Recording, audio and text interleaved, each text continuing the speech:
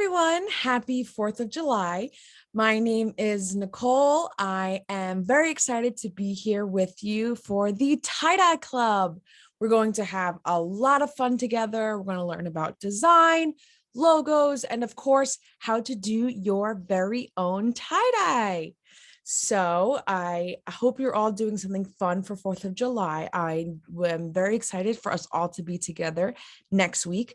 But until then, I'm just going to give you this little video just to get you started and really excited about everything that we are going to do together. So I'm just going to share my screen with you guys. Okay, here we go. So again, welcome to the Tie-Dye Club. I'm so excited. It's going to be a lot of fun. As I said earlier, my name is Nicole, but just here's a little bit about me. I grew up in New York and then I moved to Florida to go to school, and now I still live there. My favorite food is pizza.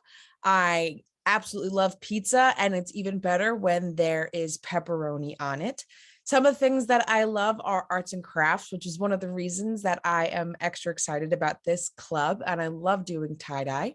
I love listening to Taylor Swift. She is my favorite artist. I listen to her all the time. I absolutely love watching superhero movies, especially Marvel movies. They are my favorite, and my favorite superhero is Spider-Man, as you could see on my shirt right here. And I love playing with my puppy, Parker. And Parker is actually named after Spider-Man. So that's where he got his name from. And he takes up a lot of my time. And he is my best buddy.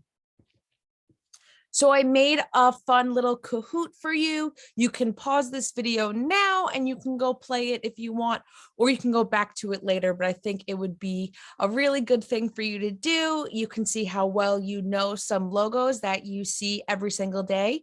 You might be surprised about how familiar you are with these logos, but you see them all the time and probably every single day, and you don't even realize it.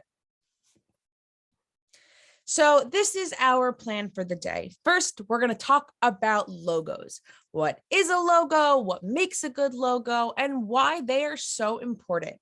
Then we will talk about design, what you should think about when you're making a design. And all this information will really help you when you start making your own logo to put on your shirts and your bags.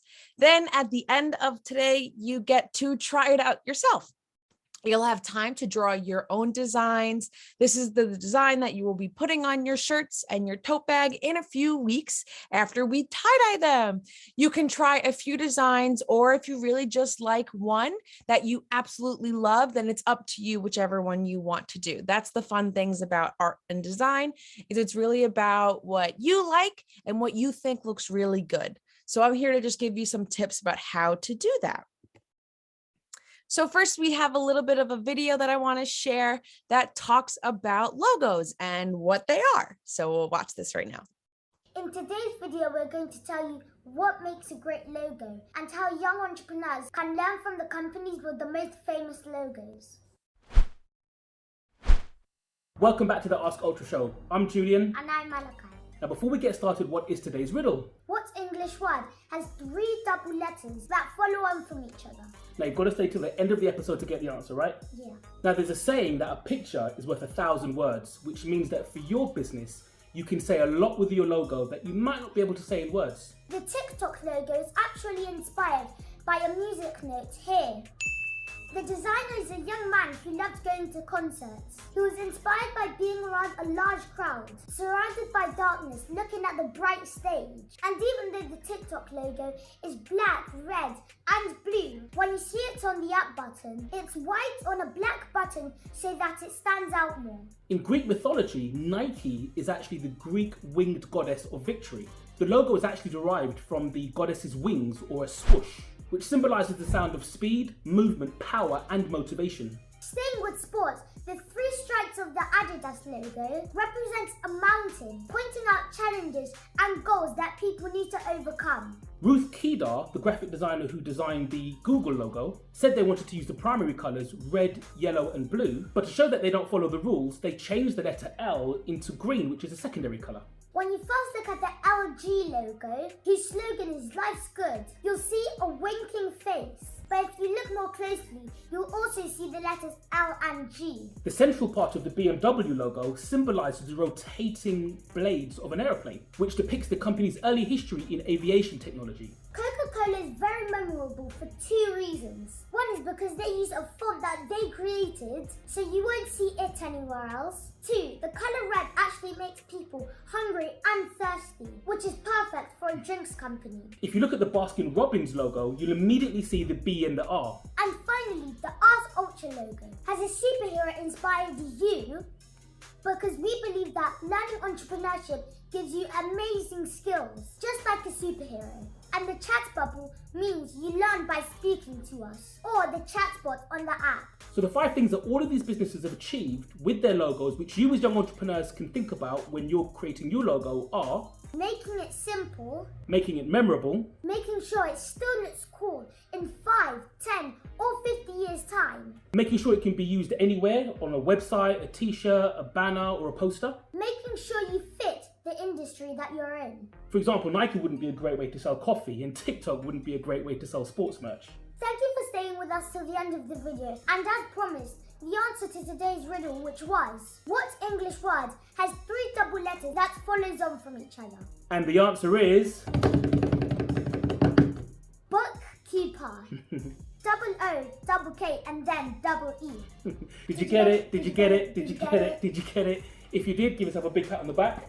If you didn't, better luck on the next episode. And if you Awesome. in today's video, we're going to tell Okay, you, so in today's video, now I'm just going to go to our next slide. Awesome. Okay, so we're going to talk a little bit about the things that they mentioned in that video and a few other extra things. So what is a logo? A logo is a sign, a symbol, or a badge that represents the purpose, the products, or the services that a company provides. Sometimes they call it a trademark. So you'll hear it be referred to a couple of different things.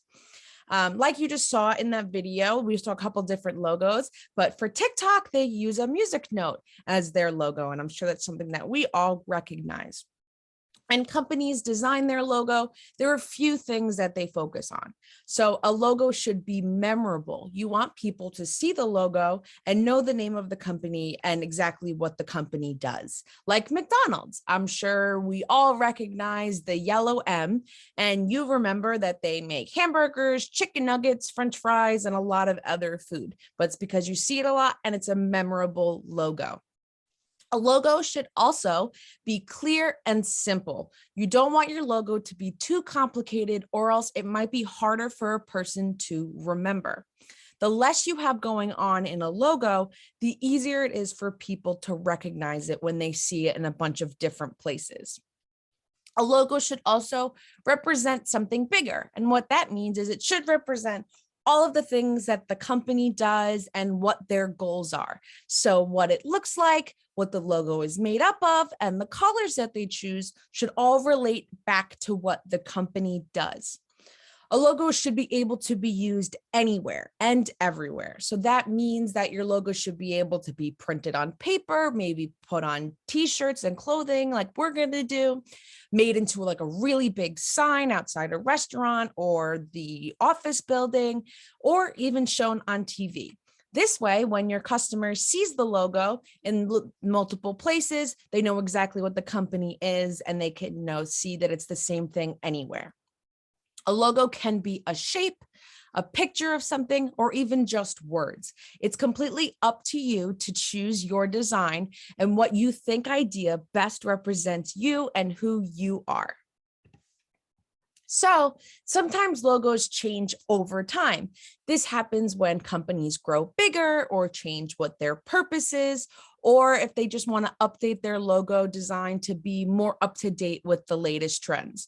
So here we have 2 examples of logos that changed over time. Disney started almost 100 years ago, and they have gone through a lot of changes since they started. Their first logo was pretty complicated. You can see there's a lot of details. It has Mickey Mouse and a lot of other words.